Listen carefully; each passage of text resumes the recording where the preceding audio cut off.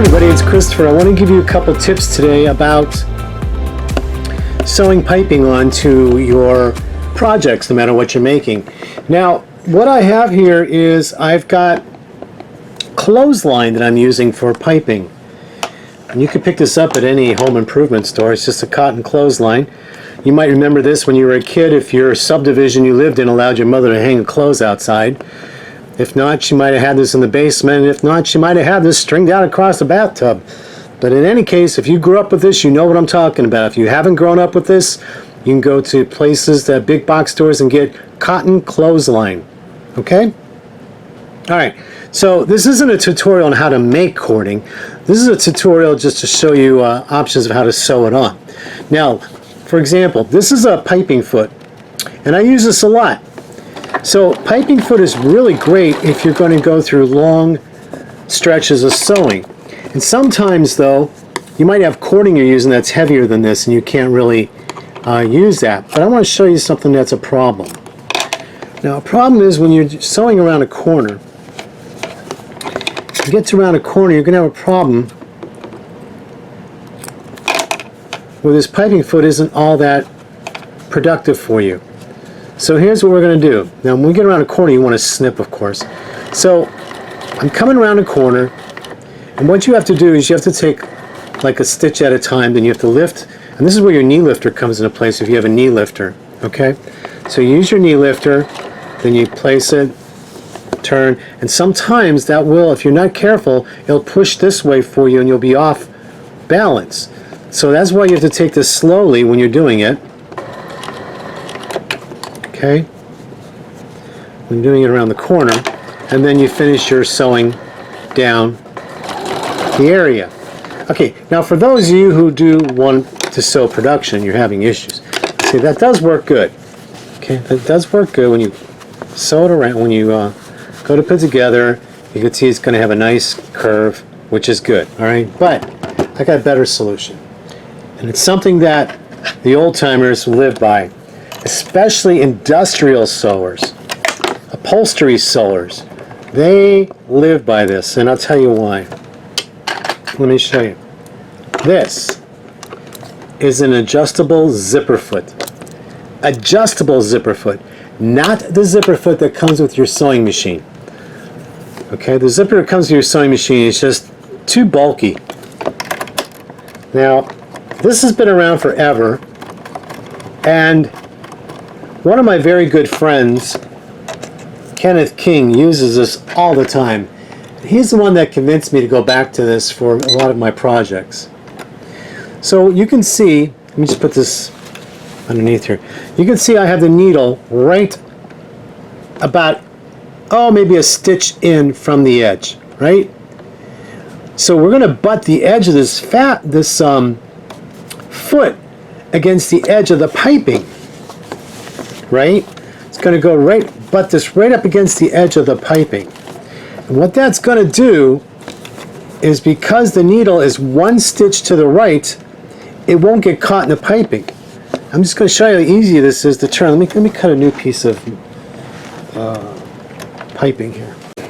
So, this is the piping you're going to be sewing on. Okay? Let's start down here. This is a go-to. This is totally a go-to. Alright, now, before you get to the edge here, you want to snip right at the corner there. Snip one in and one on the out. Alright, so now let's bring this, let's sew this down right to where the first snip is. Alright, now we're going to lift and curve this. Now watch how much easier this is to curve around. See that?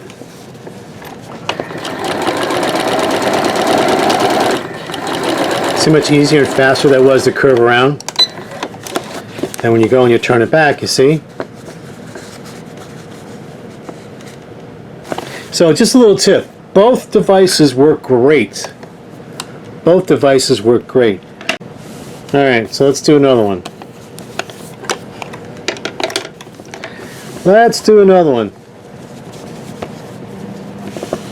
It's going to lay that right on the edge. And my stitch length is 3.5. You want a longer stitch length in case you're going to go over anything heavier. Plus it makes it easier to sew the first time. Alright, so snip it there. Snip it here, snip it here. Just estimate, but make sure you get a snip right at the corner there. Now here we go. See how I'm going to curve this? Alright, this fabric wasn't cut even, so you can see it's not cut even, but I'm just going to show you on the top layer. Alright, so here we go. This is how easy it is. So much easier. Then if you have a knee lifter on your machine, use it. That's why I love the knee lifter. There. See how much quicker that is to do it? With the piping foot, you've got to... It takes a little longer. But there it is. Let me just cut this edge off so you can see better.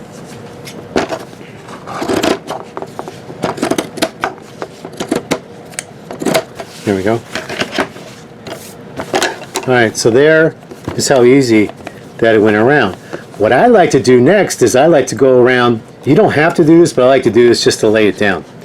I like to go around and just sew around the edge so those clip pieces lay flat so they don't get caught. Sometimes when you're sewing, when you're sandwiching, and if you're not looking right, sometimes these flaps could get caught right around here. So go around and do that a couple times to make sure they're sewn down. I'll show you that again right here.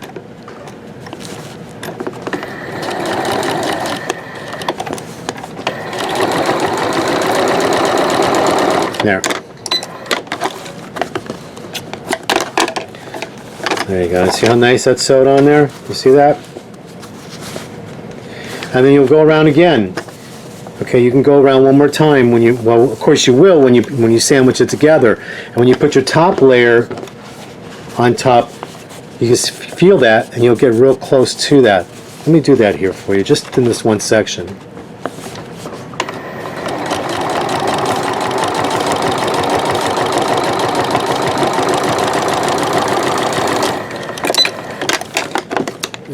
Cut this in half here, so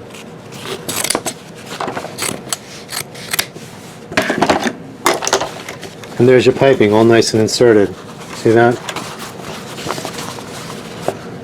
So this wasn't a tutorial on how to make piping. This is a tutorial about the two different presser feet that you can use. So it depends upon what you want to try, but I keep both of these and I use both of them. I use both of them. It depends upon what my project's really going to be. I hope this tip helps you guys. Talk to you later. Bye.